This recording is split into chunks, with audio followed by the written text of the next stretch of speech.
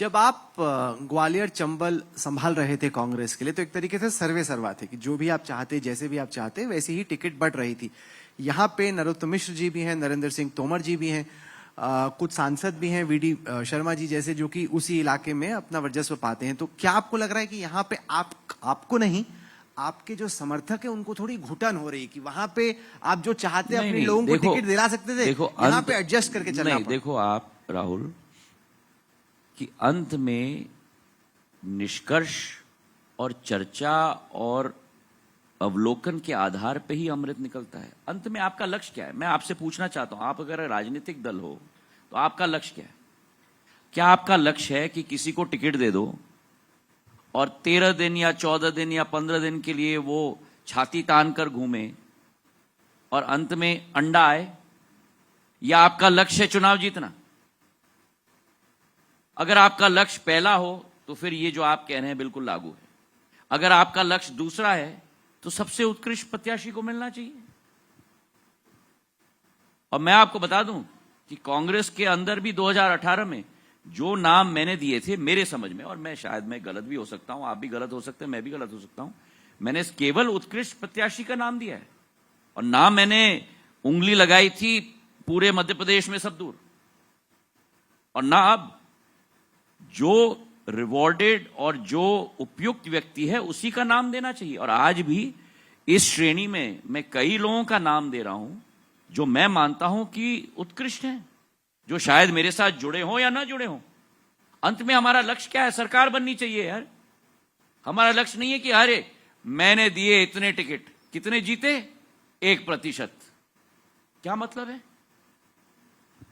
राहुल गांधी से पूछा गया ज्योतिरादित्य सिंधिया के बारे में। उन्होंने कहा कि ज्योतिर को मैं बहुत अच्छे से जानता हूं, मेरे साथ कॉलेज में पढ़े थे और इनको बीजेपी में इज्जत नहीं मिलेगी। इन्होंने गलती की, इनकी जो महत्वाकांक्षाएं थी वो बहुत ज्यादा थी, उनको थोड़ा सब्र करना चाहिए था। इनको इज्जत नहीं मिलेगी, इनको मजा नहीं आएगा बीजेपी में। आपका तो काफी बचपन से ही साथ रहा है, बहुत टाइम से आप राहुल को जानते हैं। उन्होंने कहा कि सब्र करना चाहिए था और दूसरा की इज्जत नहीं मिले। उनकी राय के लिए बहुत बहुत धन्यवाद उनको। अच्छा, आप बोलते नहीं आरजी के बारे में कुछ? मैंने काफी कुछ बोला है, पर उनकी राय उन्हें सलामत। और आपकी राय? और अच्छा, ये हुआ ना जैसे मैंने क्रिकेट की बात की तो एक आउट स्विंगिंग बॉल है, उन्होंने बोला छोड़ दो भाई, ये नहीं छूनी। क्यों? मेरी राय शायद उनको सब्र करना चाहिए। वो तो कर ही रहे हैं सब्र इतनी देर से, उनका तो लंबा सब्र है। इस पे मैं टिप्पणी नहीं करना चाहता हूं, ये तो जनता निर्णय लेगी। मैं जानने में मेरी रुचि है कि आप राहुल गांधी जो कहते हैं उस बॉल पे आप बैटिंग क्यों नहीं करते, छोड़ते क्यों हैं इस बॉल को? मैंने कौन सा बॉल छोड़ा है? ये वाला जो मैंने बताया कि उन्होंने कहा, मैंने बोल दिया आपको जो बोलना था, उतना ही काफी। इसका मतलब नहीं कि मैं आपको 10 मिनट लंबा आंसर दूं तो आप संतुष्ट हो। मैंने एक शब्द में ही कह दिया क्या होना चाहिए। इस वाले को उन्होंने राहुल द्रविड़ की तरह खेला, सूर्य कुमार यादव की तरह नहीं। मैं तो केवल विराट कोहली और सहवाग की तरह खेलता हूं राहुल। अच्छा, हाँ। और देख लेना आप, अगर मैं विराट कोहली और सहवाग की तरह नहीं खेलता तो 2020 ना होता। तो आप लोगों के वक्तव्य पर ज्यादा विश्वास मत रखो, लेकिन लोगों के एक्शन पर विश्वास रखो। इन्होंने बड़ा साइलेंटली कर दिया। वो सचिन पायलट वहां राजस्थान में एक तरीके से अपनी मसल दिखाना चाह रहे थे, लेकिन वो दिखा नहीं पाए। आपने खामोशी से कर दिया और यहाँ पे कमलनाथ जी थे, उनको पता भी नहीं चला। अब मैं अपने अतीत में ध्यान नहीं देना चाहता हूं, मैं अपने वर्तमान और भविष्य में ध्यान देना चाहता हूं। वही व्यक्ति अपने अतीत में ध्यान देना चाहता है जो अपने अतीत में गुम हो जाना चाहता है। तो अगर आप अतीत में झांकना नहीं चाहते और भविष्य में देखना चाहते हैं तो आपको क्या दिखता है? 10 साल बाद आप अपने आप को कहां देखते हैं? मैं अपने आप को वहीं देखना चाहता हूं जहां मैं 2002 में था, जहां मैं आज हूं, और मैं जीवन के अंतिम क्षण तक रहूंगा। और वो है एक कुशल राजनीतिज्ञ नहीं, लेकिन एक अच्छा जनसेवक। तालियां खूब बज रही हैं आपको समझ में नहीं आएगा? नहीं, मेरे को समझ में आ गया। मैं देख रहा हूं तालियां खूब बज रही हैं आपके लिए। थोड़ा ज्यादा कुर्ता पजामा पहन के मेरे साथ मध्य प्रदेश में घूमिए, तब आपको समझ में आएगा। दिल्ली छोड़िए, दिल्ली बहुत दूर है। नहीं, यहाँ पे टिकट मिलना बड़ा मुश्किल है, मैं दिल्ली में ही ठीक हूँ। Thank you. आप चिंता मत करिए। आप भारतीय जनता पार्टी में 5-6 साल काम करिए, फिर आपको टिकट मिलेगा। सर, एक जो सवाल मध्य प्रदेश की जनता में है वो ये कि भाजपा में अब नया क्या, चूंकि सेम सरकार रही है, सेम सीएम रहे, नए आइडियाज क्या है? अगर फर्ज कीजिए एक बार फिर से सत्ता में आने का मौका मिलता है तो जनता ही जानना चाहती कि नया क्या, क्योंकि क्या होता है कि बहुत वक्त तक अगर कोई रहता है सत्ता में तो एक एंटी इनकम्बेंसी सी बिल्ड हो जाती है कि नया कुछ नहीं है, उबासीन हो रहा है, क्योंकि वही चीजें बार बार चल रही, तो नया क्या है? देखिए राहुल, यही होता है जब आप आज के इंटरव्यू के लिए कल रात को मध्य प्रदेश पहुंचते हैं।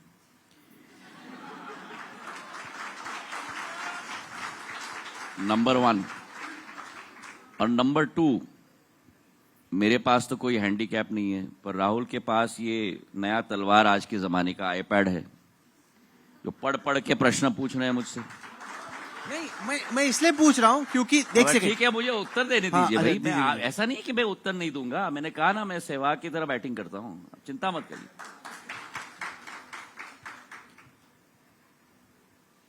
अगर आप मध्य प्रदेश में घूमेंगे, और मैं न्योता देता हूं, मैं यहां से झाबुआ जा रहा हूं, तो आप जरूर चलिएगा मेरे साथ।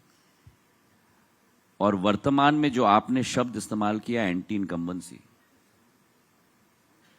18 साल की सरकार होने के बाद भी मैं दावे से कह सकता हूं कि आज मध्य प्रदेश में एंटी इनकम्बेंसी नहीं है, लेकिन प्रो इनकम्बेंसी है।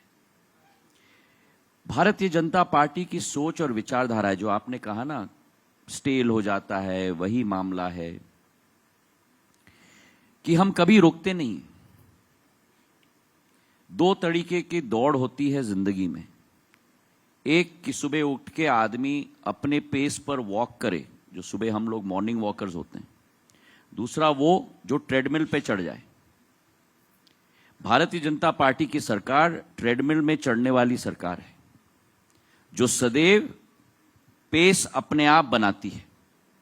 पिछले 3-4 महीने में ही देख लो आप, जितनी योजनाएं जनता के विकास और प्रगति के लिए हमने केवल घोषणा नहीं की, कांग्रेस पार्टी के वादों की तरह।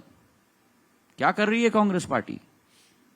कर्नाटक में जो पोस्टर चिपकाया था, वही पोस्टर को उठा के मध्य प्रदेश की दीवार पे चिपका दिया। हम ये फ्री दे देंगे, वो फ्री दे देंगे, ये कर देंगे, वो दे देंगे। अरे जो 15 महीने की सरकार ने क्या कहा था, जो आपके ने कहा ना, राहुल गांधी जी ने कहा था, उन्होंने हर मंच से, मैं मौजूद था, हर किसान का ऋण माफ होगा, और अगर 10 दिन के अंदर माफ नहीं होगा, हम मुख्यमंत्री बदल देंगे। ना किसान का ऋण माफ हुआ, ना युवाओं को बेरोजगार भत्ता मिला, उल्टा सारी योजनाएं बंद कर दी। जिस सरकार की ये पृष्ठभूमि रही है 15 महीनों में, वो सरकार क्या करेगी, ये गारंटी के आधार पर मैं तो ये कहता हूं कि ये वादे नहीं है, लेकिन विश होंगे मध्य प्रदेश के लिए, अगर ये लोग आएंगे सरकार के अंदर। और जहां तक भारतीय जनता पार्टी की बात आपने की, मैंने इसलिए कहा आपको कि ये घोषणाएं नहीं है।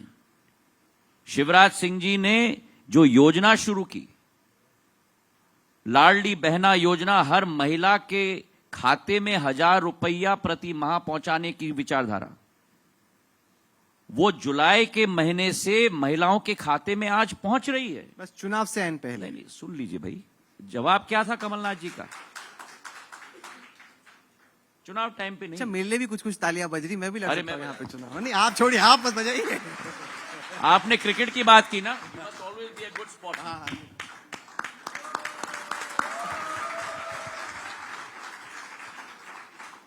कमलनाथ जी ने क्या किया? अरे राहुल ने कह दिया है 1000 रुपया हर महिला के खाते में, मैं दूंगा 1500।